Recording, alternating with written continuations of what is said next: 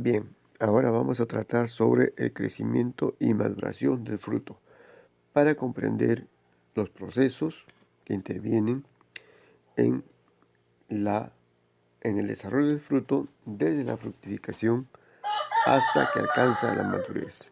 Entonces, precisamente al respecto, entonces, ¿qué indica esto? Va a indicar los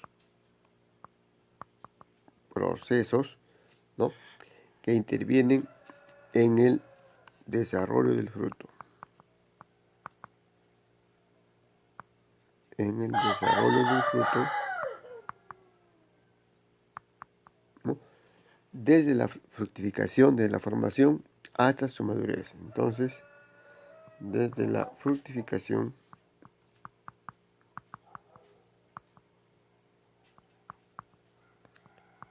hasta la madurez del fruto. Esto es lo que vamos a tratar en la presente sesión. Muy bien, empezamos entonces indicando nosotros qué en realidad es el fruto. En realidad el fruto, ¿qué sería en realidad el fruto? El fruto en realidad es la estructura femenina, ¿no?, de la planta, el ovario, pero un ovario maduro que contiene las semillas. Un ovario maduro que contiene las semillas. Eso sería básicamente la definición de un fruto. Ahora vamos a ver respecto a la fructificación. Entonces vamos a borrar para ver con relación a la fructificación. Borramos todo esto. Borramos. Y tenemos la siguiente imagen. Vamos a ver.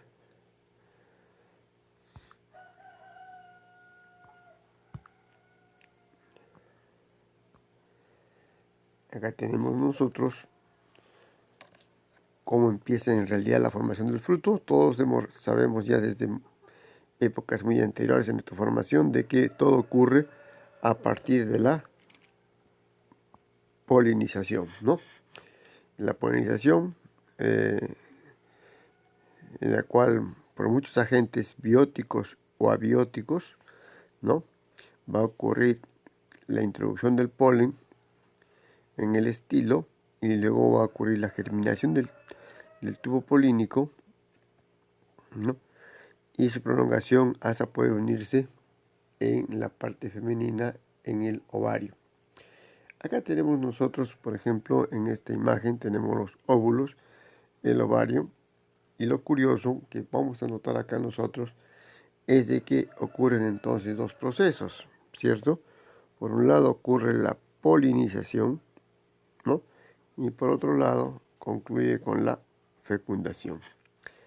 Acá vemos nosotros que ingresa los granos de polen, ¿no?, el tubo polínico, la germinación del tubo polínico. No nos olvidemos que la germinación del tubo polínico es un evento en el cual van a intervenir, igual que en toda polarización, van a intervenir, acá voy a colocarlo,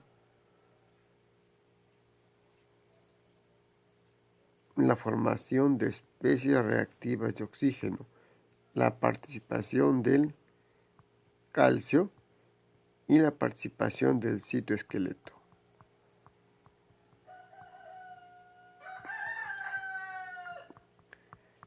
Dicho de otra manera, si se emplea agentes antioxidantes, agentes quelantes de calcio o se desensambla el citoesqueleto, no podría ocurrir la formación y la prolongación del tubo polínico y consecuentemente la fecundación y finalmente la fructificación. Pero normalmente sí ocurre la germinación de granos de polen, la formación del tubo polínico, su prolongación hasta su unión precisamente con el óvulo correspondiente en el proceso de la fecundación. Entonces esto es lo fisiológico, lo normal que se esperaría en las plantas por reproducción sexual. Veamos algo entonces sobre el primer evento, que es la polinización. Borramos entonces todo esto. Y vamos a poner nosotros acá entonces. Vamos a hablar acá de la polinización. Ponemos entonces polinización. Polinización, ¿no? En realidad, ¿qué va a ser la polinización? Va a ser la transferencia, ¿no? La transferencia, ¿no?, de granos de polen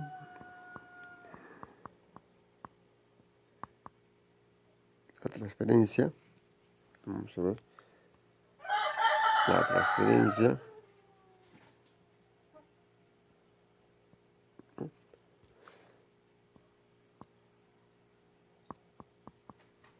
de granos de polen. ¿Pero desde dónde? Desde la antera en el órgano masculino de la flor, ¿no?, hacia el estigma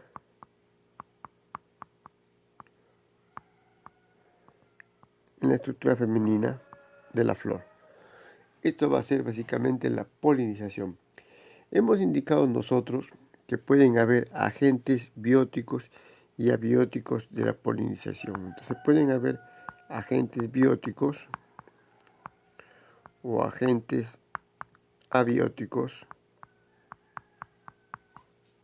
que influyan en la polinización. Entonces,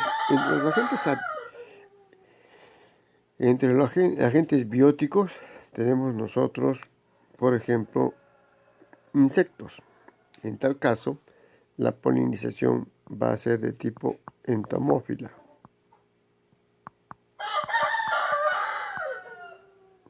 También tenemos aves. En el caso sería la polinización ornitófila, ¿no? Y en cuanto a factores abióticos, la polinización puede ser a través del aire, entonces puede ser anemófila, o a través del agua, en tal caso será hidrófila.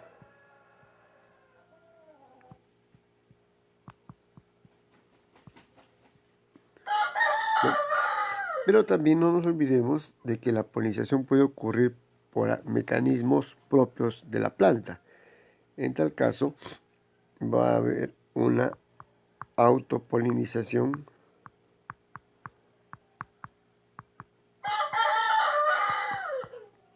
o también la polinización requerirá polen con relación a plantas diferentes. Entonces acá hablaremos de una polinización cruzada. Polinización cruzada.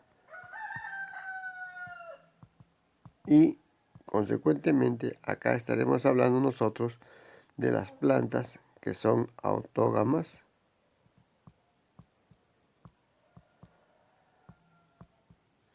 y acá estaremos hablando nosotros de las plantas que son alógamas. Alógamas, ¿cierto? Muy bien, eso sería en cuanto a lo que concierne a la polinización. Ahora vamos a borrar esto para continuar con relación a cómo ocurre precisamente en forma específica la unión de los gametos masculinos y femeninos. Borramos esto y tenemos lo siguiente. Hemos indicado que el grano de polen, ¿no?, maduro, esto sería ¿qué cosa? Esto es el grano de polen, ¿no?, se va a depositar en la superficie del estigma, ¿no?, en la parte, la apertura del gineceo, ¿no? Entonces acá tenemos en la superficie del estigma, ¿no? Luego sabemos nosotros que acá viene el estilo, ¿cierto? luego la estructura donde están ya los óvulos. Entonces sabemos acá de que el grano de polen absorbe agua, es decir, se va a hidratar y romper la cubierta protectora. Entonces, el grano de polen se va a hidratar, aumentar de tamaño, ¿no? Y va a romper la cubierta protectora, ¿no? Luego de absorber agua, va a romper la cubierta protectora externa. La membrana interna se extiende formando el tubo polínico. Entonces acá tenemos nosotros de que va ocurriendo la formación del tubo polínico, ¿no? Que lleva 2 núcleos espermáticos. Entonces acá vamos a extender nosotros, acá está el tubo polínico y acá hay 2 núcleos. 2 núcleos, ¿no? Penetra por el estigma, ¿no? Avanza por el estilo y llega al ovario. Se dirige al saco embrionario, acá ponemos ovario, y se dirige al saco embrionario y libera las células espermáticas para ocurrir la fecundación. Como indicamos en la imagen anterior, la germinación del grano de polen y la formación y prolongación del tubo polínico tiene que ver entonces con qué indicamos, con la presencia, con la formación de especies reactivas de oxígeno, con la presencia de iones calcio y con la acción del citoesqueleto. ¿Por qué? Porque sabemos nosotros de que estos 3 agentes siempre participan cuando se establece polaridad. Y precisamente para que ocurra la prolongación del tubo polínico hasta que alcance el gameto femenino en el ovario, tiene que haber una dirección, una polaridad. Es muy importante tomar en cuenta. Ahora vamos a ver nosotros, entonces, qué factores pueden incidir en la polinización. Borramos esto y ponemos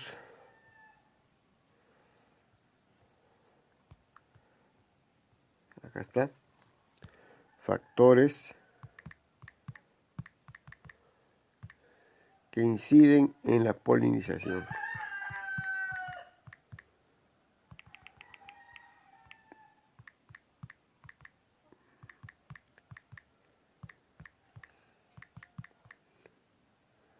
En la polinización. Listo. Está entonces. ¿Qué factores podrían influenciar en la polinización? Vamos a ver nosotros. Sabemos ya nosotros de que la polinización puede llevarse a cabo por agentes bióticos y por agentes abióticos.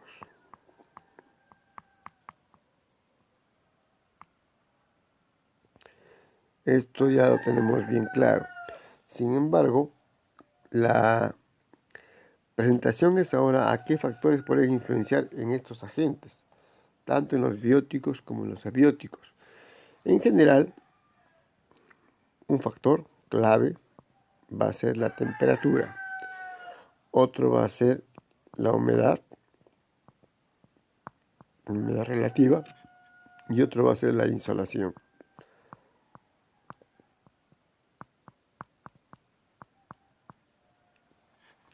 Sin embargo, estos factores son más evidentes cuando hablamos de agentes abióticos.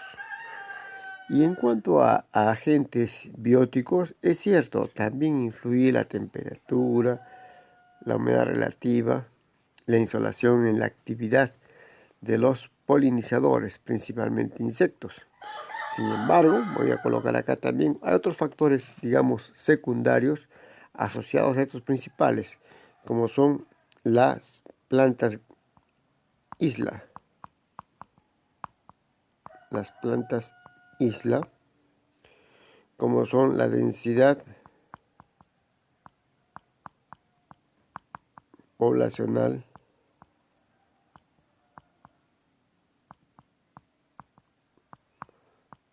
de polinizadores,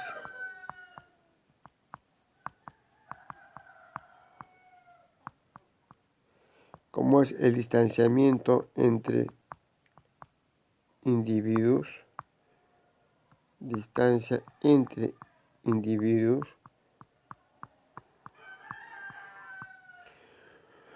cuando hablamos de plantas isla, nos referimos a aquellas plantas en las que se van a reproducir o se van a hospedar los polinizadores, y a partir de estas plantas, o van a atraer a polinizadores, y a partir de estas plantas isla, los polinizadores van a ir a la planta correspondiente, en este caso al árbol correspondiente, a poder llevar a cabo la polinización. Por tanto, si no hay suficientes plantas isla, podría alterarse o verse disminuida la polinización.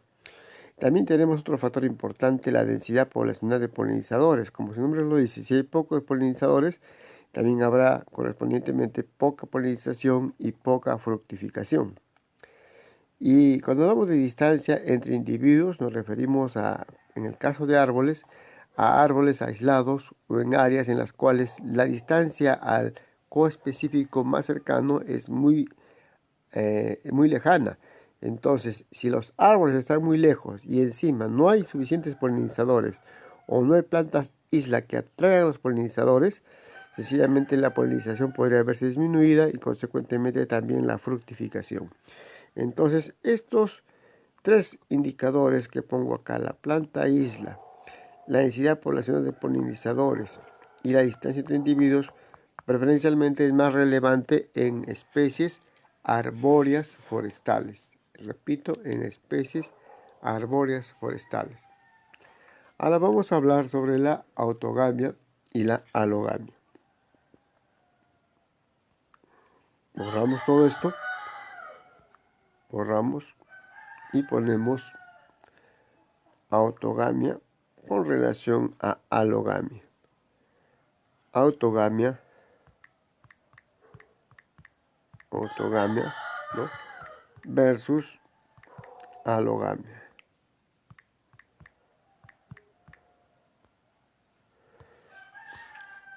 ¿Qué pasaría? Disculpen, acá vamos a borrarlo, ha salido diferente el nombre. Es autogamia versus alogamia, ¿no? Entonces ponemos acá autogamia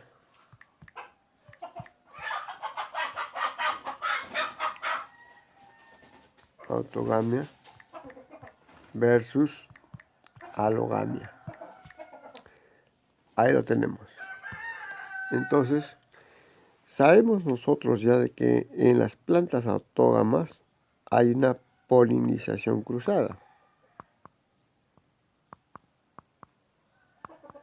Es decir, tienen que participar dos individuos. Y sabemos también que esto ocurre ¿dónde? A ver, acá viene un error. En la autogamia es, como su nombre lo dice, una autopolinización. Autopolinización, ¿cierto? Y en la alogamia, acá es donde ocurre una polinización cruzada. Es decir, mientras en el primer caso se requiere un solo individuo, en el segundo caso, es decir, en la alogamia, se requieren dos individuos, ¿no? La polinización cruzada. Vamos a ver ahora nosotros que tenemos que ampliar respecto a estos eventos. Entonces acá tenemos la polinización cruzada.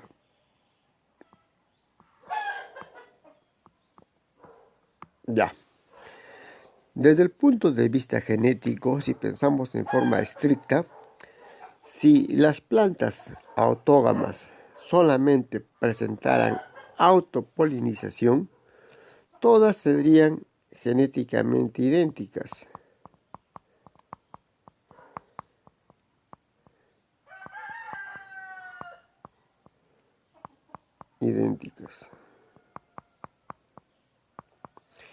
Y las plantas alógamas, si todas presentaran únicamente polinización cruzada, todas serían genéticamente diferentes.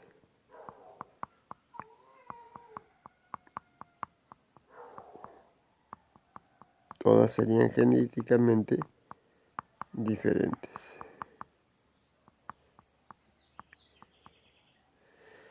Desde el punto de vista todavía incluyendo más genético, acá habría predominio homocigosis pura, vamos a poner homocigosis pura. Y acá habría heterocigosis pura.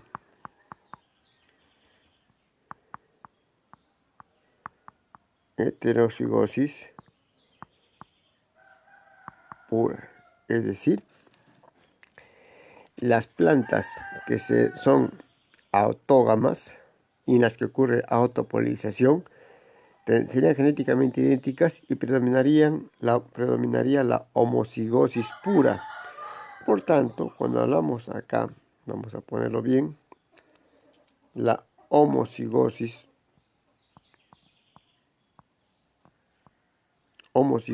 pura, ¿no? Los genotipos serían básicamente o recesivos o serían dominantes, ¿no? Pero siempre ambos genes, en este caso llamados alelos, serían idénticos. Y en el caso de la polinización cruzada, los individuos serían genéticamente diferentes, predominaría la heterocigosis pura y siempre habría un gen dominante y un gen recesivo, ¿no? En las diferentes características genéticas de esta planta. Sin embargo, esto no ocurre. Por tanto, esto no ocurre y esto no ocurre. Entonces ustedes se preguntarán, entonces, ¿qué ocurre? Lo que ocurre es ambos procesos. En las plantas autógamas es mayor la autopolinización.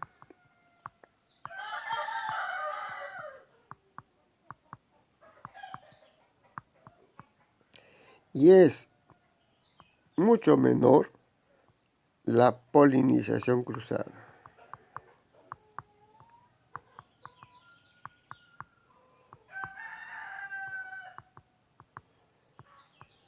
En las plantas alógamas es mayor la polinización cruzada.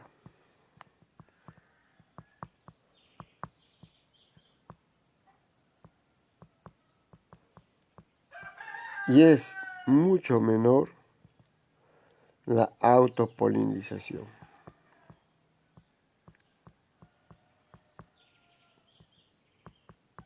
Y ustedes se preguntarán, ¿por qué entonces así?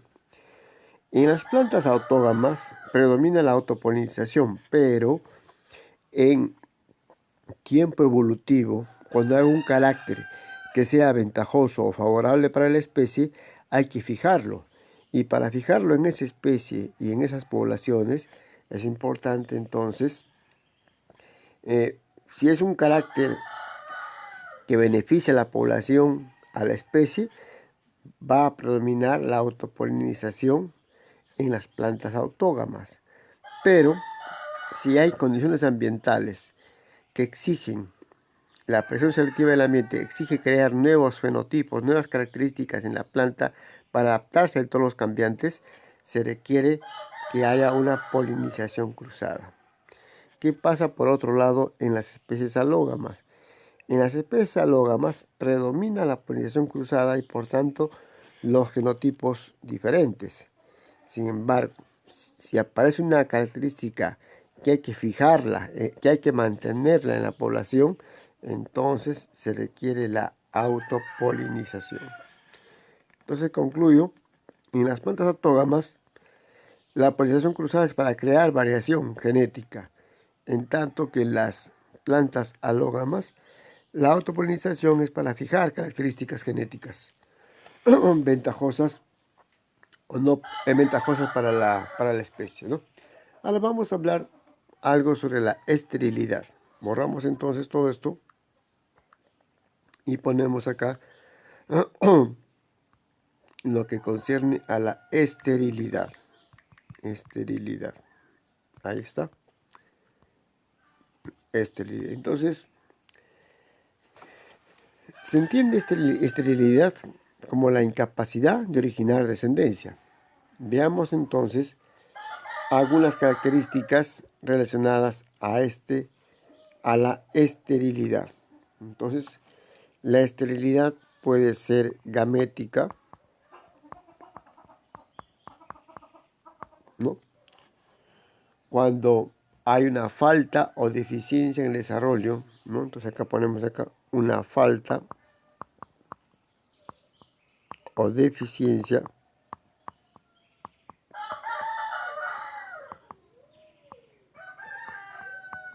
en el desarrollo.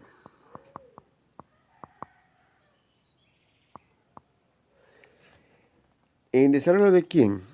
De las estructuras sexuales en la flor, ¿cierto? Entonces, ponemos acá nosotros, podrá ser en el caso de estambres. Vamos a ver. Podrá ser en el caso de...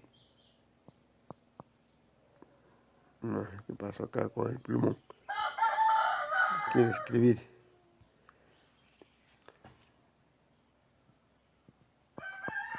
Podrá ser entonces de los órganos masculinos y se hablará entonces de androesterilidad. Androesterilidad. O podrá ser también a nivel de las estructuras femeninas, a nivel de los ovarios, y se llamará ginoesterilidad. Ginoesterilidad. ¿No?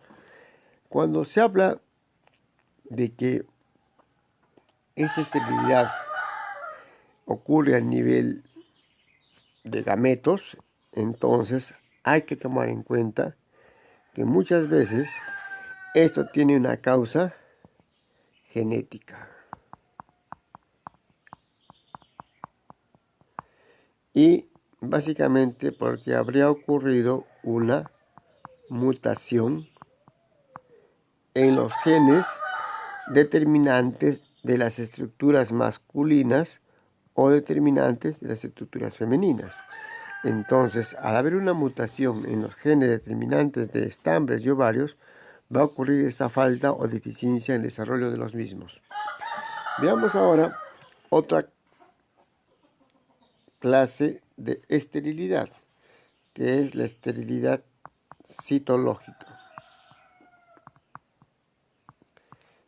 En la esterilidad citológica hay alteraciones en la meiosis. Alteraciones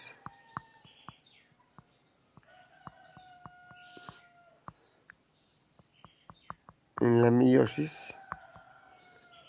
durante la gametogénesis, durante la formación de los gametos, durante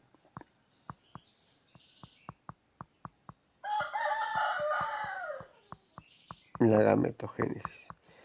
Entonces, en la esterilidad citológica, repito, hay alteraciones en la meiosis, o sea, la división celular específica que forma gametos, ¿no? Durante la gametogénesis. Consecuentemente, no habrá granos de polen funcionales o no habrá ovarios funcionales. Consecuentemente, ¿cuáles serían las causas de esta esterilidad citológica? Principalmente las causas son no factores genéticos, sino factores ambientales. Por ejemplo, baja temperatura, alta temperatura, pero principalmente la baja temperatura altera la meiosis y consecuentemente la formación de gametos. Ahora vamos a ver la otra clase de esterilidad, que es la homogenética.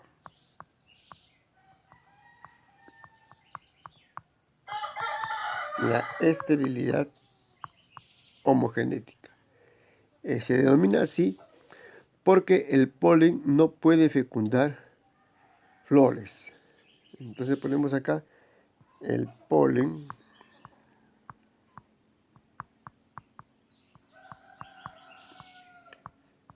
no puede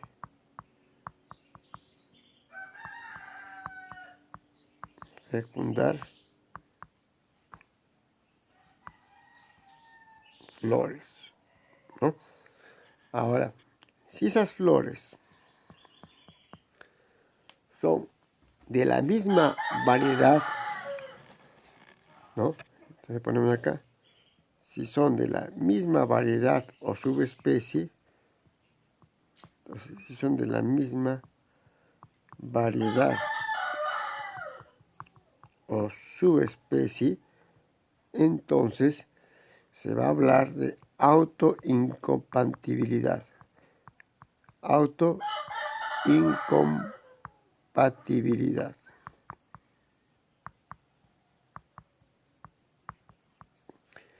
Y si son de otras variedades o subespecies, de otras variedades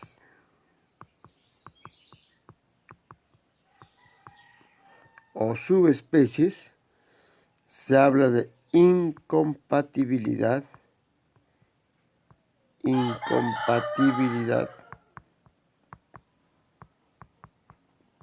de cruce. Entonces, en este caso, repito, la esterilidad homogenética, el polen no puede fecundar flores. Si esas flores son de la misma variedad o subespecie, se habla de autoincompatibilidad. Entonces, ¿qué requerirá? Requerirá polinización cruzada. Y si ese polen, esas flores son de otras variedades o subespecies, se habla de autoincompatibilidad de cruce. Por tanto, predominará la autogamia en ese caso. Muy bien, vamos a continuar ahora indicando, ¿no?, cuál es la evidencia externa de que ha ocurrido la fertilización. Borramos entonces todo esto y ponemos evidencia externa. ¿Cuál es la evidencia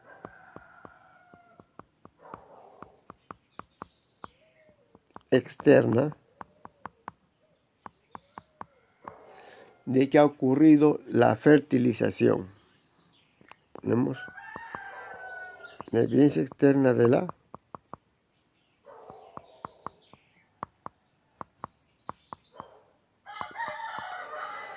¿cuál será? Habrá tres eventos que tengan que ver con la evidencia externa. Por un lado, el marchitamiento del estigma y estilo.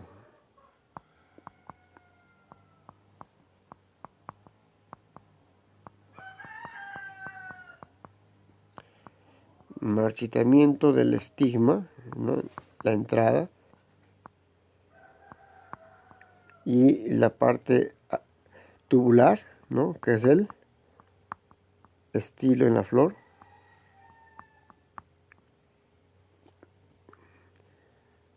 Del estigma.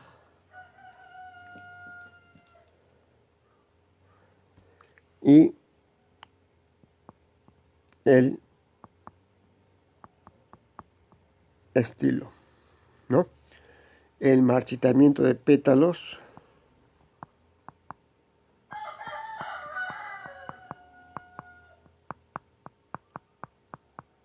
también ocurrirá, ¿no? El marchitamiento de pétalos, y y finalmente la caída de los pétalos.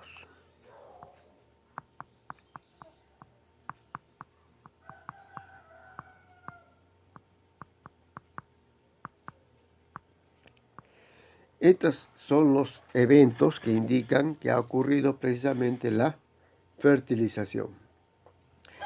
Consecuentemente, esta fertilización es la que va a promover el crecimiento del fruto. Ahora veamos que también hemos indicado por definición de que el fruto es el ovario desarrollado con semillas. Sin embargo, habrá también frutos sin semillas. Borramos acá. Borramos todo.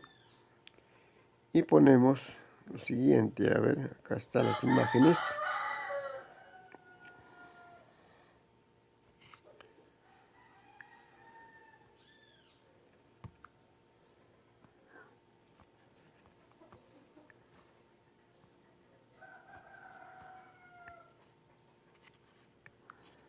Otra imagen más. Vamos a ver.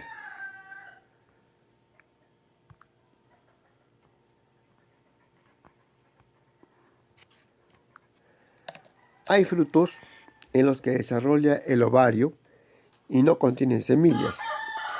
Esto puede ser debido a factores hormonales, ¿no? Sabemos que principalmente las giberelinas van a influenciar en la formación del fruto. Entonces, por la acción de las giberelinas, ya sea endógenas o exógenas, se puede lograr de que haya una formación de frutos sin semillas. Entonces, para que ocurra esto, tienen que haber participado las hormonas giberelinas. Y consecuentemente, los frutos que se desarrollan se llaman frutos partenocárpicos. Frutos partenocárpicos. ¿Por qué? Porque no tienen el componente masculino, solamente es toda la estructura femenina la que se ha desarrollado por la acción hormonal, repito, ¿de quién? De las giberelinas, ¿no? Entonces, estos serían los frutos partenocárpicos. Vamos a ver entonces cómo ocurre esta partenocarpia. Borramos acá. Borramos. Vamos a borrar acá, a ver. Borramos entonces. Ya. Tenemos entonces que la partenocarpia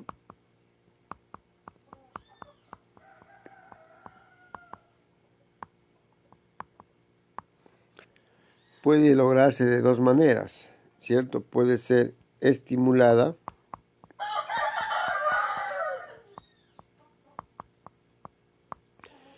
y vamos a ponerle también la otra no estimulada o autónoma. No estimulada también es denominada autónoma o también le podemos llamar espontánea.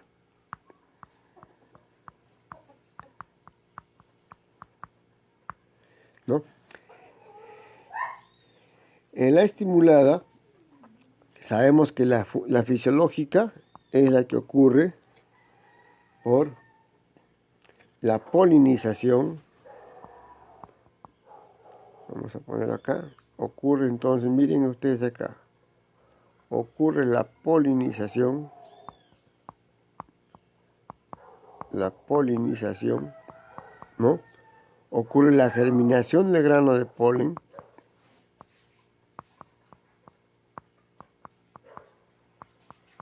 Del grano de polen. Ocurre la formación del tubo polínico.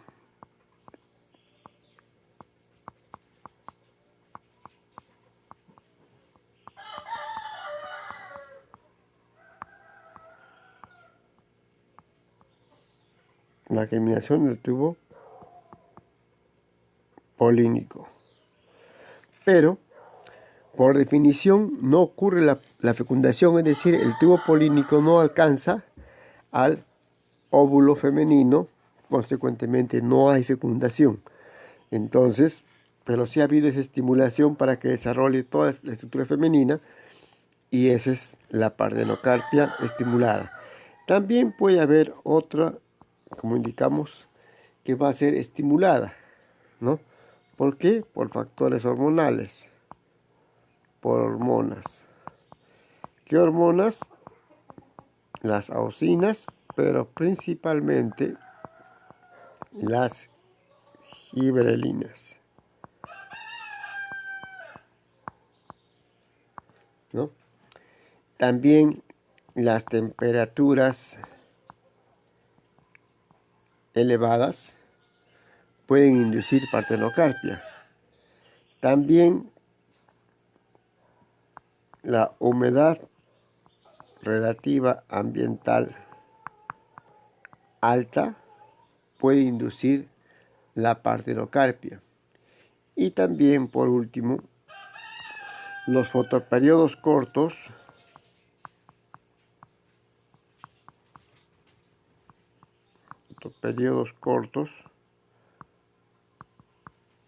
también pueden inducir la partenocarpia.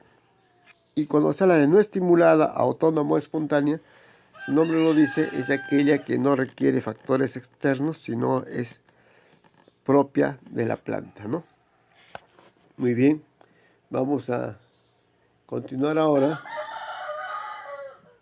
Con respecto a esta partenocarpia, indicamos entonces de qué manera y cuán frecuente es esta partenocarpia.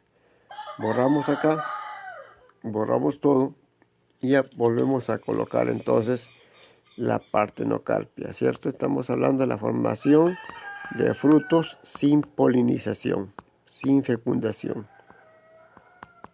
La partenocarpia. La partenocarpia puede ser habitual, es decir, es casi una característica de muchas especies. Es habitual en muchas especies tropicales.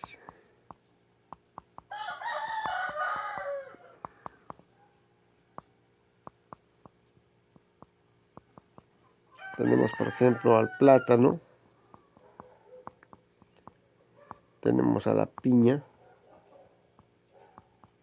¿no? Puede ser frecuente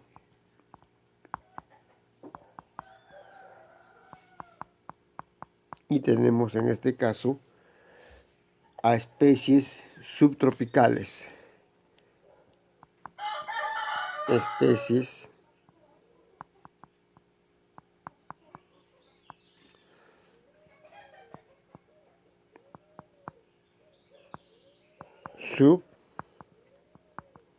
subtropicales, ¿no? Especies subtropicales. Por ejemplo, muchos cítricos.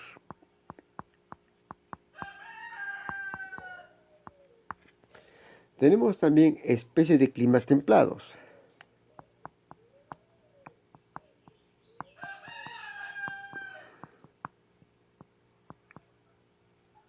Especies de climas templados. Acá se encuentra, por ejemplo, la uva, o sea, la vid, ¿no? Las peras, la manzana, ¿no? Y puede ser rara o infrecuente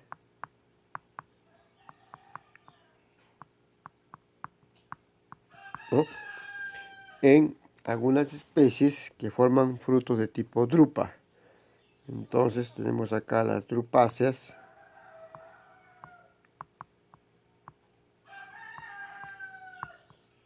donde se tiene al melocotonero,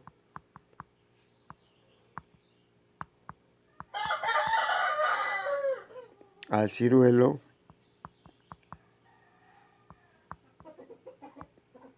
al cerezo.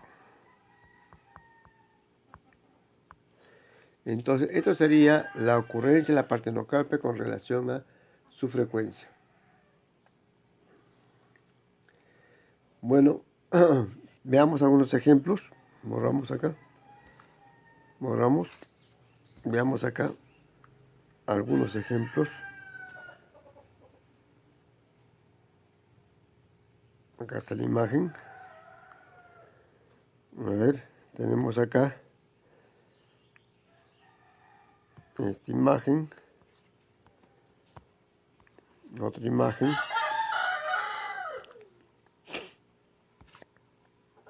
y acá tenemos, ¿no? Muchos cítricos carecen de polen viable y no pueden polinizar a otros árboles de cítricos. Debido a la carencia de polen funcional y óvulos viables, por ejemplo, estos frutos no tienen semilla.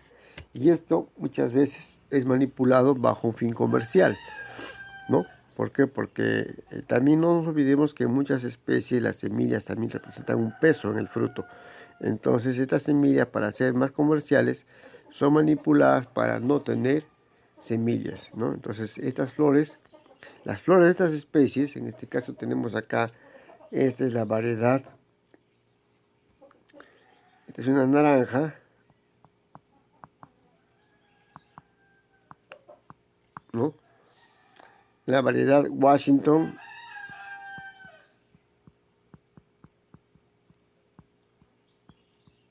Navel,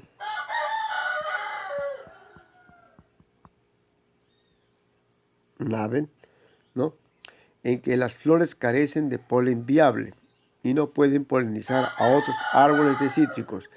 Debido a la carencia de polen funcional y óvulos viables, esta naranja produce frutos sin semilla. Y esto tiene una importancia tecnológica en el sentido de que los que comercializan estos frutos saben de que los que consumen estos frutos nunca van a poder reproducir estas variedades y así, digamos, dejar de comprarles el fruto, ¿no? ¿Por qué? Porque como no tienen semillas, no se puede propagar. Entonces hay un monopolio, ¿no? de los productores de estas variedades, que ellos sí tienen la forma de lograr producir estos frutos, ¿no? Veamos ahora,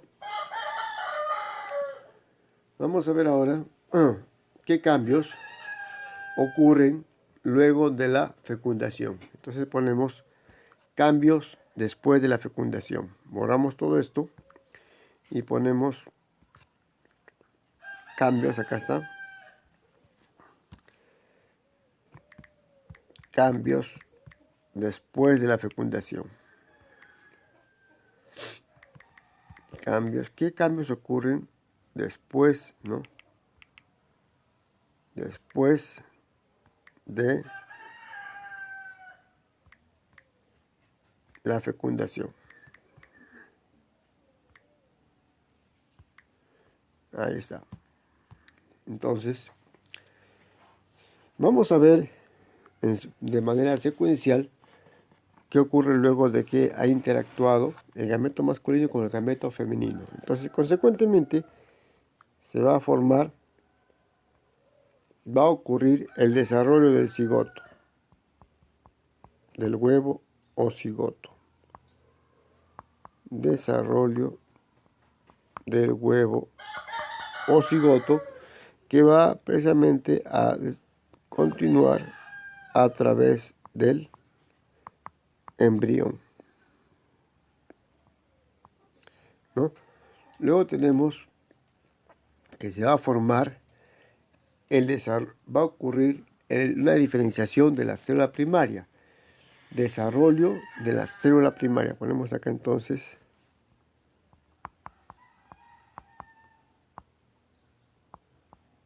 desarrollo de la célula primaria. Esto va a originar el endospermo, esa capa interna, ¿no? El endospermo. Esa capa interna va a ser precisamente la reserva de nutrientes. Le voy a poner acá reserva alimenticia. Reserva de nutrientes, reserva alimenticia. Luego viene el desarrollo de tegumentos. Desarrollo de las capas externas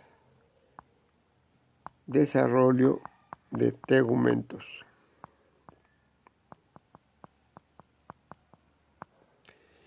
Y acá tenemos, como dijimos, capas externas, entonces será la cubierta protectora de la semilla. La cubierta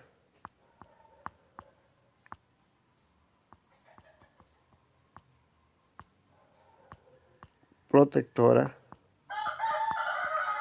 de la semilla.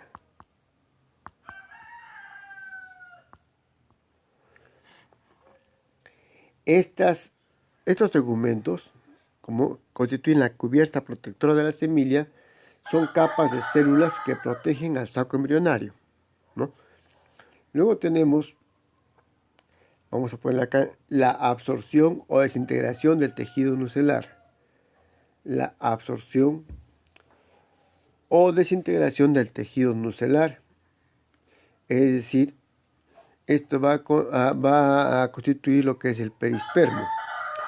Luego tenemos, vamos a ponerle acá entonces, absorción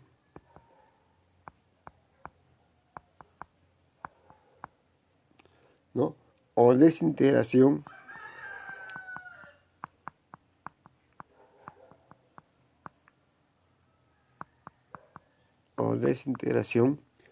del tejido nucelar. Del tejido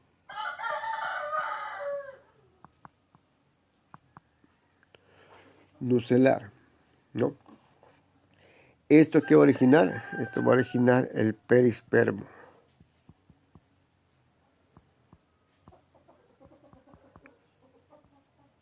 El perispermo, ¿no? Luego tenemos ya el desarrollo de las paredes del ovario, que es lo que en realidad es lo que da el principal componente del fruto. Entonces ponemos desarrollo de las paredes del ovario.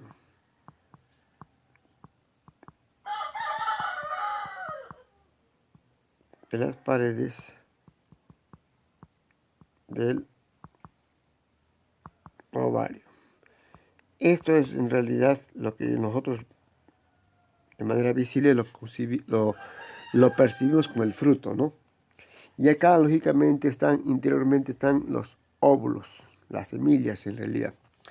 Luego tenemos desarrollo de otras partes de la flor también. Entonces, hay otras partes de la flor que pueden también contribuir a la formación del fruto. Otras partes de la flor.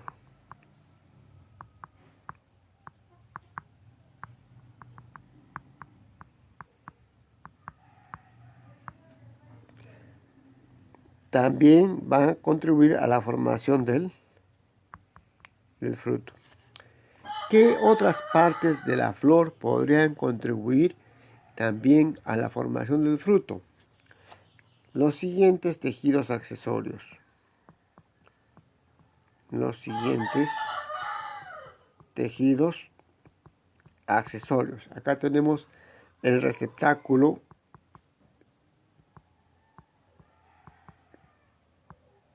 el tubo floral.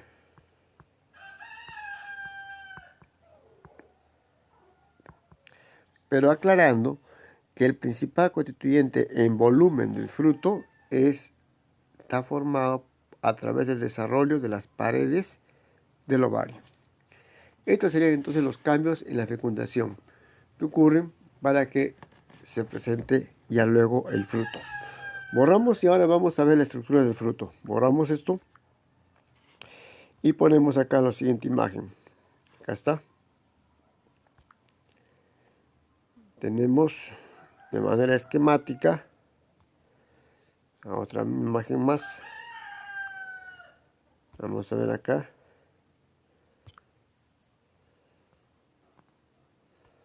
¿No? La cubierta externa, que es el exocarpo, ¿no? Que puede ser duro o puede ser comestible también. Tenemos la cubierta más interna, donde está la semilla, que es el endocarpo,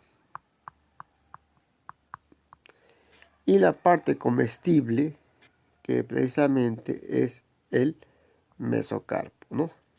Entonces, estas serían las tres, digamos, cubiertas que forman o que constituyen la estructura del fruto. Ahora vamos a ver nosotros,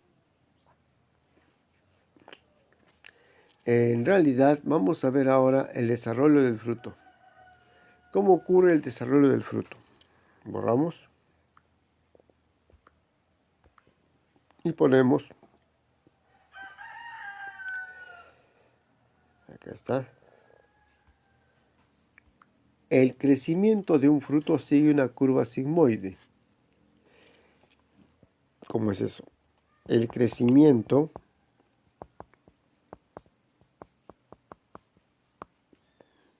del fruto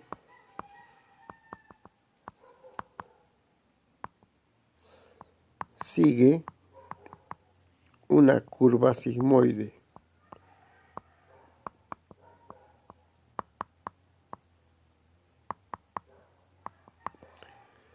No se olviden que cuando hablamos de curva sigmoide es esta curva que hemos visto varias veces como una S, ¿cierto? Entonces, en esta curva sigmoide va a haber tres fases.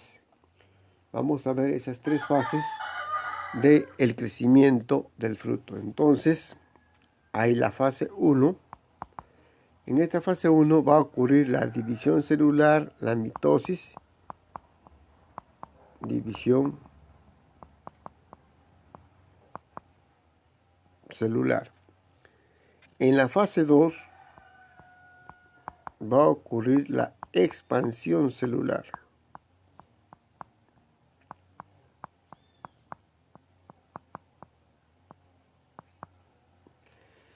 Y en la fase 3 va a ocurrir, ya estrictamente hablando, la maduración.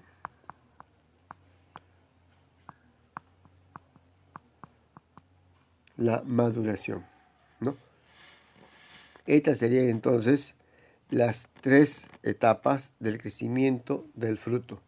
Aclarando de que cuando hablamos de división celular, estamos hablando básicamente de mitosis, expansión celular. Estamos hablando de acá lo que sería un aumento del volumen celular, una hipertrofia celular,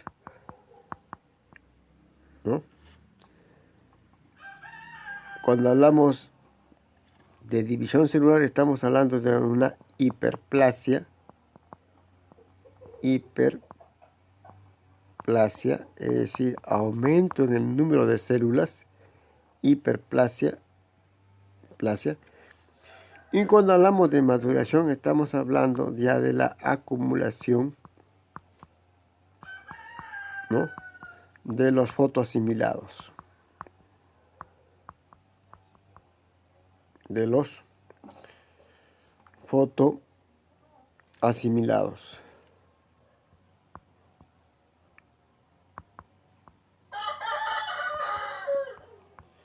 Bien, ahora vamos a ver ya qué se entiende por cuajado, cuajado del fruto. Borramos esto y ponemos cuajado del fruto. Acá está. ¿Qué se entiende entonces por cuajado del fruto? Ahí está. Este cuajado del fruto es un proceso que marca la transición del ovario de la flor, ¿no?, al fruto.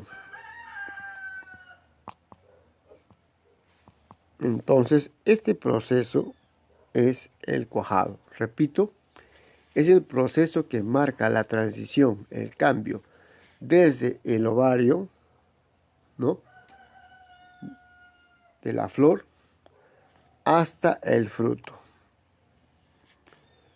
¿Qué se requiere para el cuajado del fruto? Entonces ponemos acá qué condiciones se requiere para que haya cuajado del fruto. Se requiere la existencia de yemas florales maduras para que haya floración. Existencia de yemas florales maduras.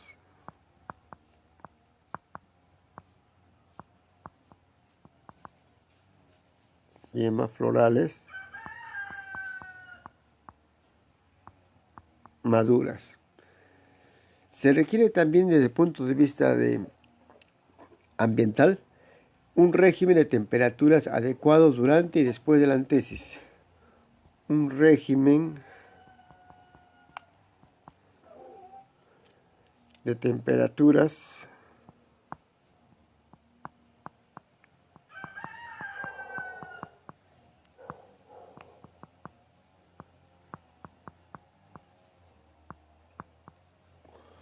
adecuado durante y después de la antesis. Adecuado.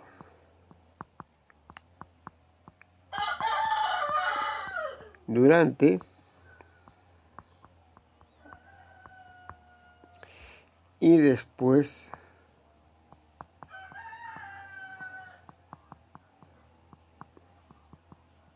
de la antesis.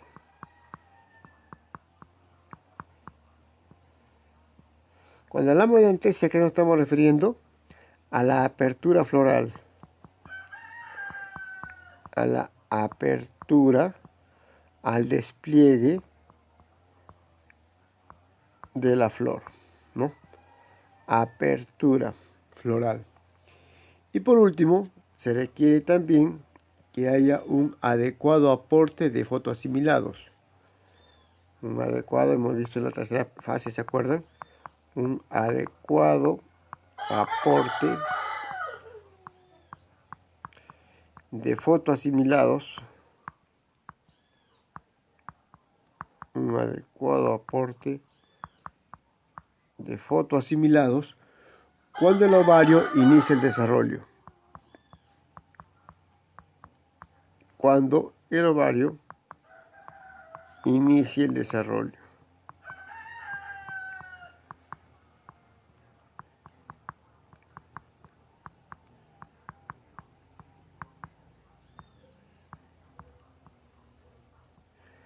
Acá también van a intervenir, en el tercero, van a intervenir factores hormonales. Entonces, tanto en la primera condición como en la tercera condición son muy relevantes los factores hormonales. Sin embargo, la segunda condición es un factor externo, que ya es la temperatura, la humedad relativa, factor ambiental, el que va a influenciar en la apertura floral, es decir, en la antesis. Ahora, entonces, ¿de qué dependerá el tamaño de los frutos? El tamaño de los frutos va a depender precisamente del adecuado aporte de fotoasimilados, ¿no? Repito, vamos a ponerlo acá entonces con un gráfico para poderlo entender mejor. Moramos acá y ponemos la siguiente imagen.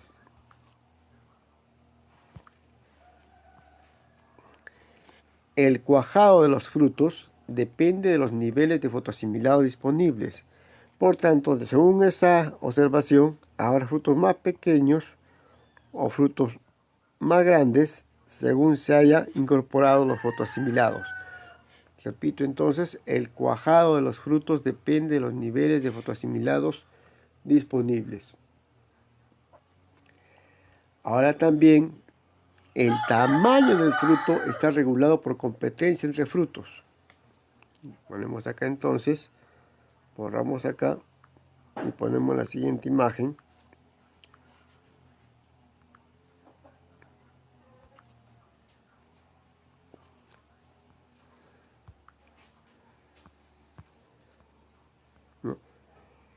El tamaño del fruto está regulado por competencia entre frutos.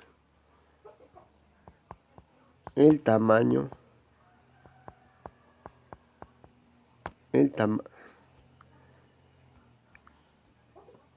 a ver, ponemos acá.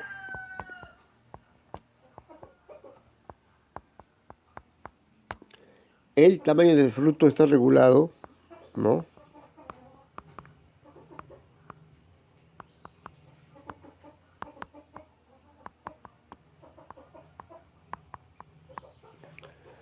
por competencia entre frutos.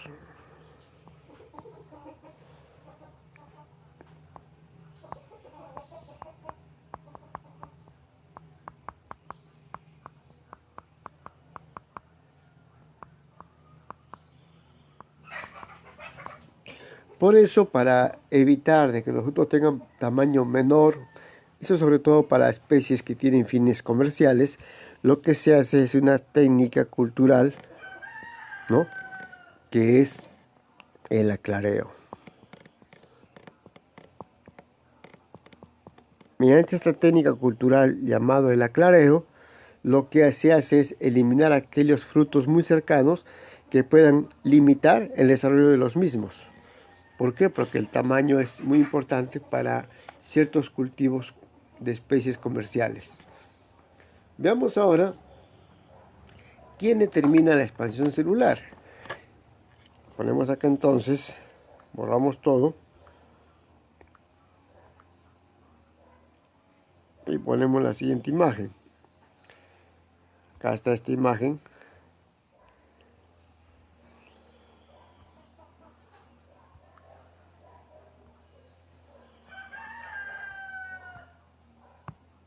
Ponemos otra imagen.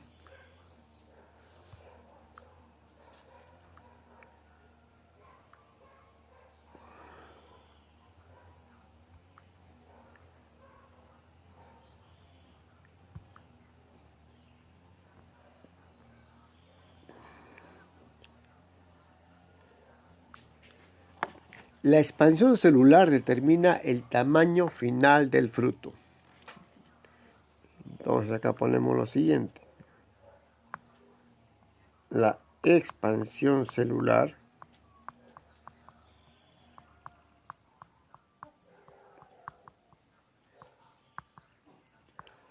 determina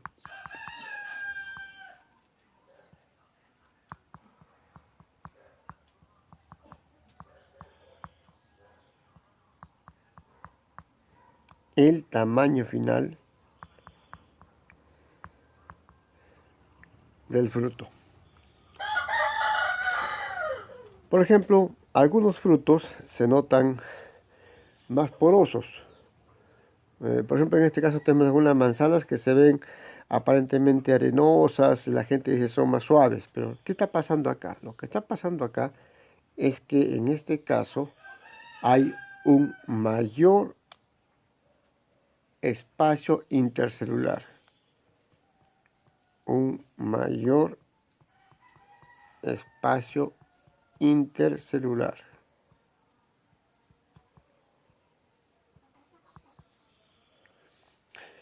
Hay una menor densidad.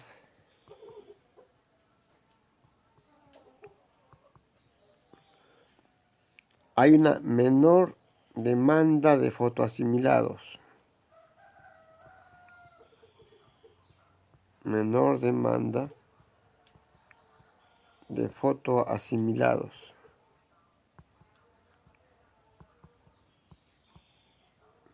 ¿No? Y por tanto también, como consecuencia de todo ello, el crecimiento será más rápido.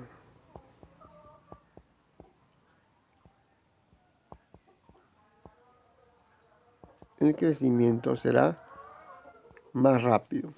Repito entonces, la expansión celular determina el tamaño final del fruto. La expansión celular determina el tamaño final del fruto y esto tiene que ver con que habrá mayor espacio intercelular, menor densidad, menor demanda de fotoasimilados y un crecimiento más rápido. Pero con esta observación, acá le pongo crecimiento, entre comillas. ¿Por qué le pongo entre comillas lo de crecimiento? ¿Por qué? Porque en realidad, al ser menos denso el fruto, es más suave y pesa menos. Y aparentemente tiene más volumen, pero en realidad es lo que predomina es el espacio intercelular, es decir, un espacio vacío. Veamos ahora de qué manera está regulado el crecimiento del fruto por las hormonas. Borramos entonces todo esto y ponemos lo siguiente. El crecimiento del fruto está regulado hormonalmente. Ponemos acá entonces. Ahí está. El crecimiento del fruto, ¿no?, está regulado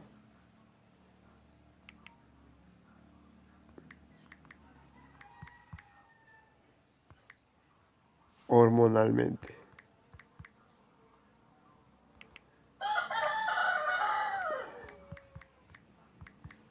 Esto es en cuanto a crecimiento del fruto, ¿no? Hemos visto que participan principalmente las auxinas y las giberelinas.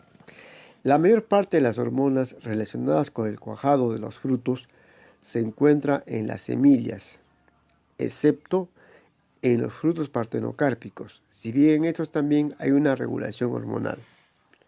Entonces, la mayor parte de estas hormonas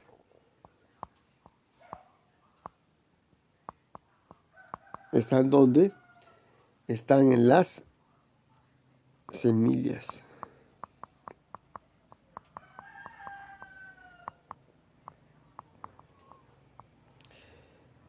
Están en las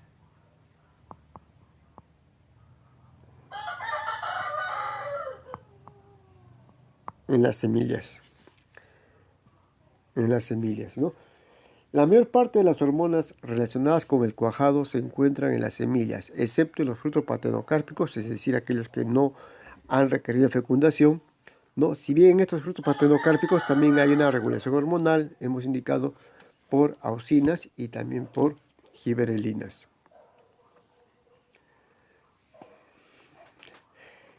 Sabemos también que las giberelinas controlan la partenocarpia y desarrollo inicial, ¿no? Las auxinas se asocian con la partenocarpia también en otras especies. Ya sabemos que qué hormonas participan. Repito, las auxinas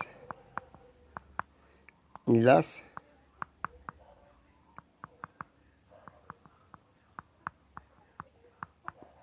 giberelinas. ¿Para qué? Para el crecimiento del fruto.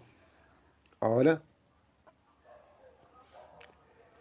veamos un poco más respecto a las auxinas. Ponemos entonces lo siguiente. Borramos todo. Ahí mejor lo dejamos. Las auxinas estarían regulando ¿qué etapa? Estarían regulando la expansión celular. Entonces acá regulan, pongo acá, regulan la expansión celular.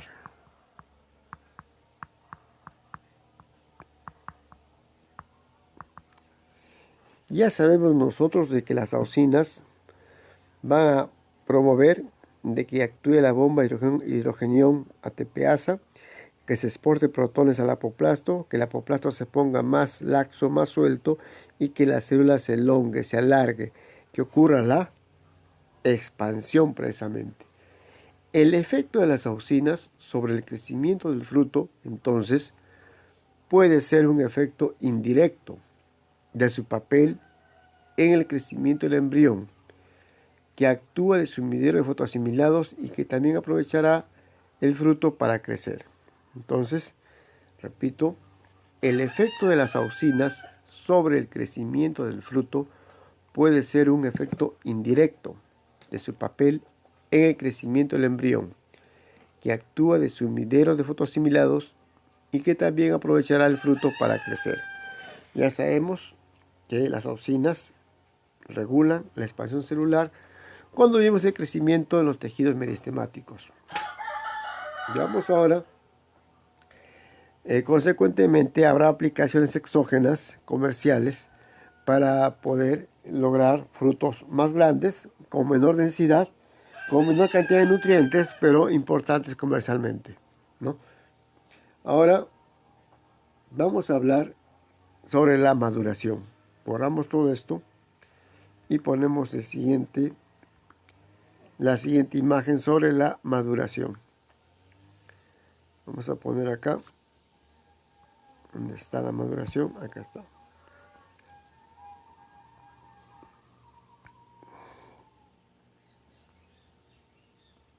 Ahí está. ¿Qué ocurre en la maduración? Vamos a poner acá entonces.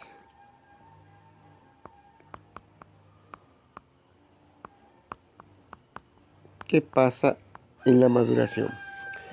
Hay cambios físicos, metabólicos y cambios en la expresión génica. Cambios físicos traen como consecuencia a nivel de color diré, la pérdida de clorofila, el desmantelamiento del aparato fotosintético, se reciclan los cloroplastos, se acumulan pigmentos, como en este caso los carotenoides, el betacaroteno, el licopeno, y hay una síntesis de pigmentos antociánicos, que son los que dan color morado a muchos frutos, y son antioxidantes.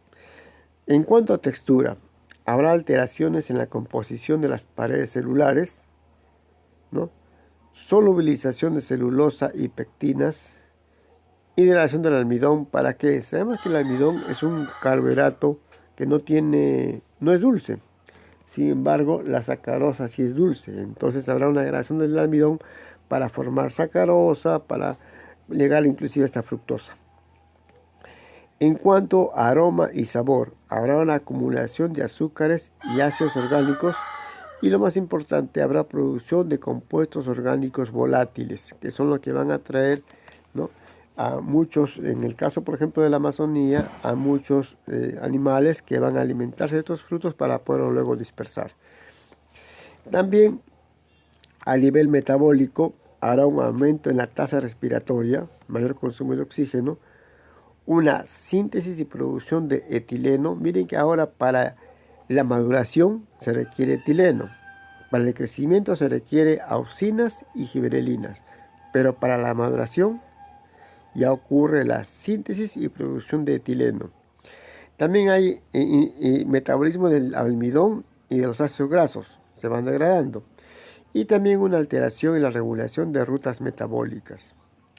En cuanto a la expresión génica, hay una desaparición del ARN mensajero y proteínas sintetizadas antes de iniciarse la maduración, se reciclan. Y hay una aparición de nuevos RNA específicos para la maduración. Y hay una síntesis de novo, o sea, inicial o por primera vez, de enzimas que catalizan cambios típicos de la maduración. Esto sería entonces lo que ocurre en este proceso que hemos indicado que es la maduración. Respecto a estos procesos, principalmente respecto a la tasa respiratoria, habrá dos tipos de frutos que lo comentamos también en otra clase y lo voy a reiterar ahora. Borramos todo esto y ponemos la siguiente, y ponemos entonces dos tipos de frutos. Según la tasa respiratoria habrá dos tipos de frutos, y hemos visto ya en clases anteriores, hemos visto que habrá frutos climatéricos,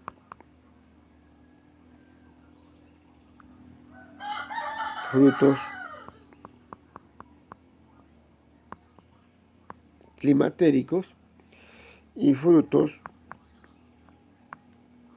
no climatéricos.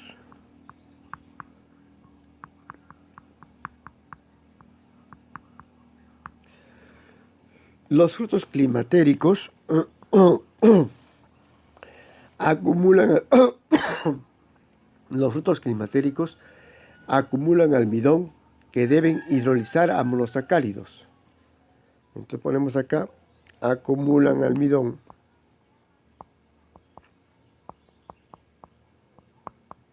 Acumulan almidón que deben hidrolizar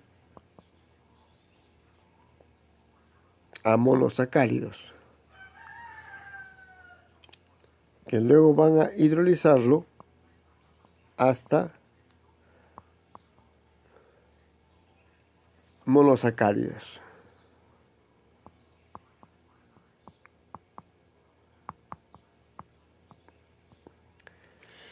¿Cuáles son los monosacáridos en las plantas? Los más comunes son precisamente la glucosa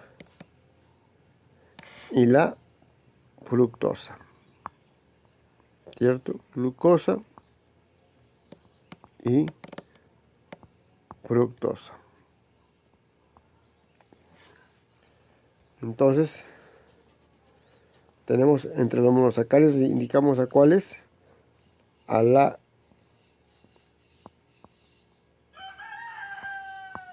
glucosa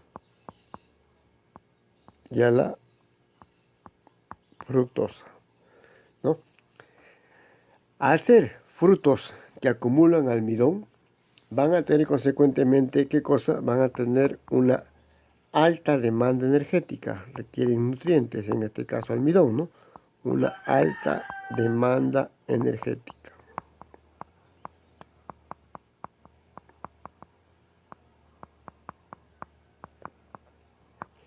Y consecuentemente también una alta tasa respiratoria, esa es la característica más importante, ¿no? Una alta tasa respiratoria.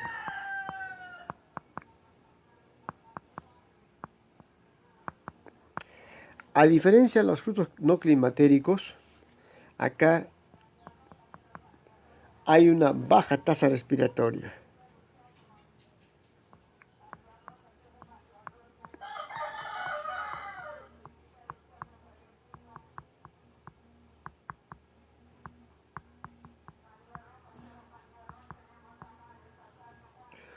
¿Cuál será, digamos, las consecuencias de que un fruto sea climatérico o no climatérico? Si el fruto es climatérico y va a acumular almidón porque tiene alta demanda energética y luego se van a hidrolizar a monosacáridos como la glucosa y la fructosa, van a ser más dulces. Sin embargo, al incrementar su alta tasa respiratoria, podrían también tener una descomposición mucho más prematura que los frutos no climatéricos. Los frutos no climatéricos tienen una baja tasa respiratoria y consecuentemente tendrán mayor vida útil luego de la cosecha o en almacenamiento. Veamos acá nosotros ejemplos que ya tratamos anteriormente también de frutos climatéricos y frutos no climatéricos. Borramos todo y ponemos lo siguiente. Acá está. Estos frutos. Acá lo tenemos ya. Frutos climatéricos tenemos a la manzana, al albaricoque, la palta, ¿no? El plátano, la chirimoya, el higo, el melón, melocotón, pera, tomate, sandía, que también se van a descomponer más rápido. Y frutos no climatéricos tenemos a la cereza, la calabaza, la uva, el pomelo, la piña, el limón, la naranja, la mandarina, la fresa, que van a tener un poco más de vida útil, digamos, post cosecha, post almacenamiento. Veamos ahora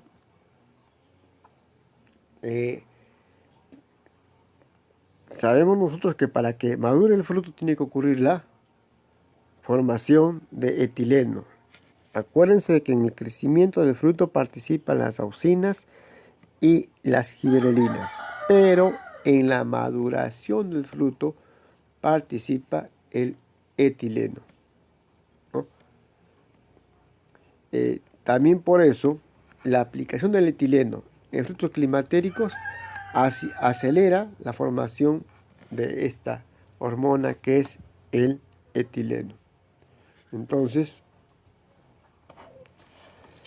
voy a poner acá la aplicación de etileno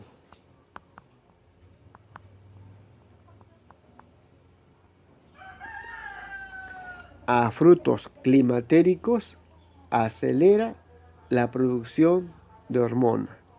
¿De qué hormona? De la misma hormona etileno. Por tanto, es un proceso autocatalítico. Es un proceso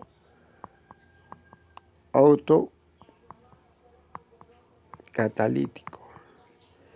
¿Y por qué se tendría que aplicar etileno a frutos climatéricos? Hemos indicado porque en los frutos climatéricos hay una acumulación de almidón para luego la posterior hidrólisis de almidón hasta fructosa y glucosa, que son carbohidratos que tienen un sabor más dulce y que son los que le van a dar el sabor agradable al fruto. Este es un proceso autocatalítico, entonces también puede ser manejado con fines comerciales.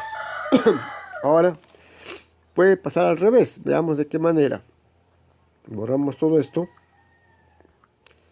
y ponemos acá la siguiente imagen. Acá tenemos nosotros plantas transgénicas en las que se ha modificado, ¿no?, alguna característica genética. En este caso son plantas transgénicas con frutos de maduración controlada. Ponemos acá entonces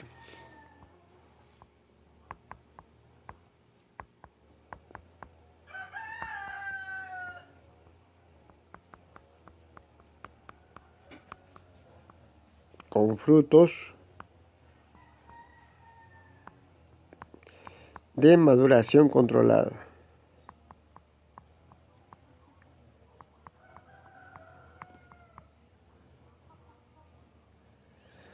Frutos de maduración controlada.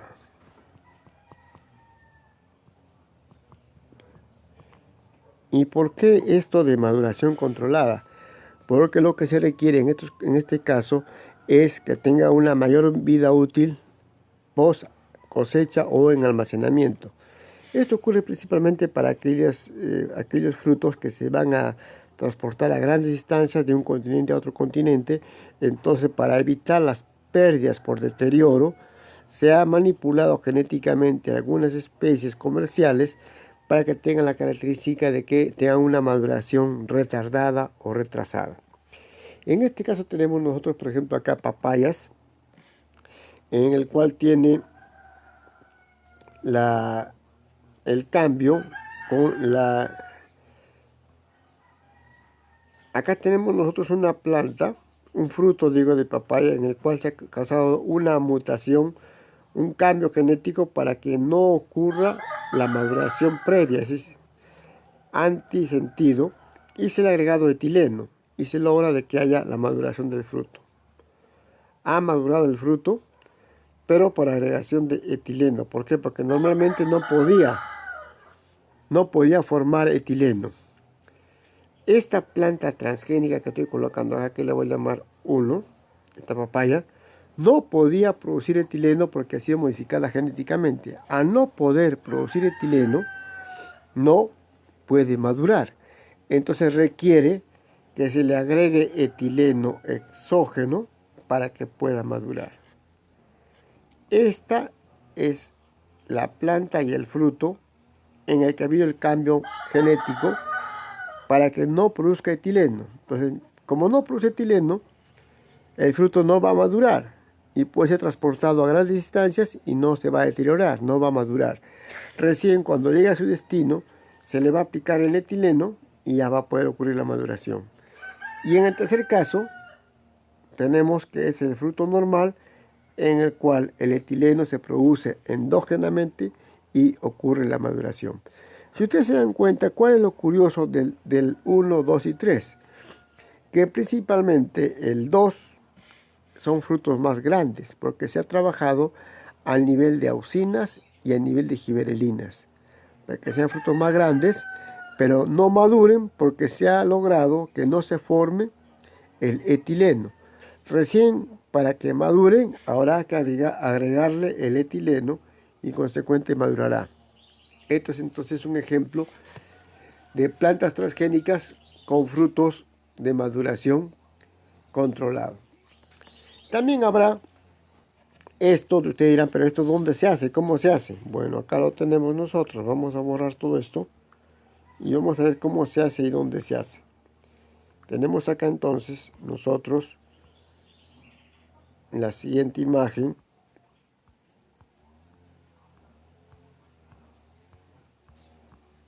Acá tenemos acá la siguiente imagen, vamos a ver.